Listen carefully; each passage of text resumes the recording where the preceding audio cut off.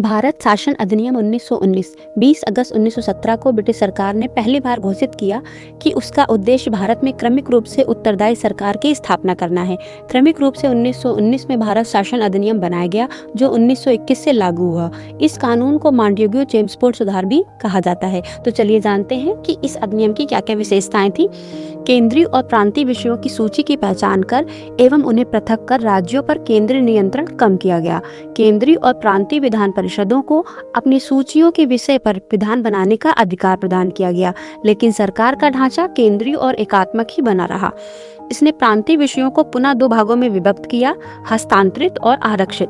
हस्तांतरित विषयों पर गवर्नर का शासन होता था और इस कार्य में वह उन मंत्रियों की सहायता लेता था जो विधान परिषद के प्रति उत्तरदायी थे। दूसरी ओर आरक्षित विषयों पर गवर्नर कार्यपालिका परिषद की सहायता से शासन करता था, जो विधान परिषद के प्रति उत्तरदायी नहीं थी। इस अधिनियम में पहली बार देश में द्विसदनी व्यवस्था और प्रत्यक्ष निर्वाचन की व्यवस्था प्रारंभ की।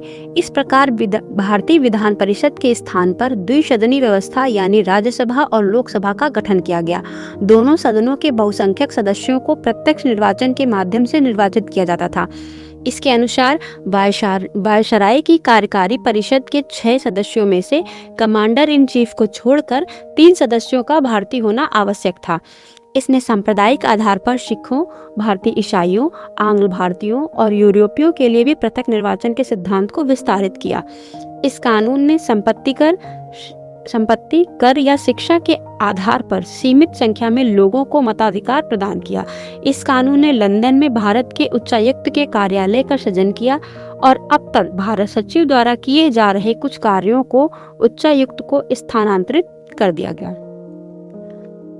इससे एक लोक सेवा आयोग का गठन किया गया। अतः 1926 में सिविल सेवकों की भर्ती के लिए केंद्रीय लोक सेवा आयोग का गठन किया गया। इसने पहली बार केंद्रीय बजट को राज्यों के बजट से अलग कर दिया और राज्य विधानसभाओं को अपना बजट स्वयं बनाने के लिए अधिकृत कर दिया। इसके अंतर्गत एक वैधानिक आयोग का गठन किया गया, जिसका कार्य 10 वर्ष बाद जांच करने के बाद अपनी रिपोर्ट प्रस्तुत करना था।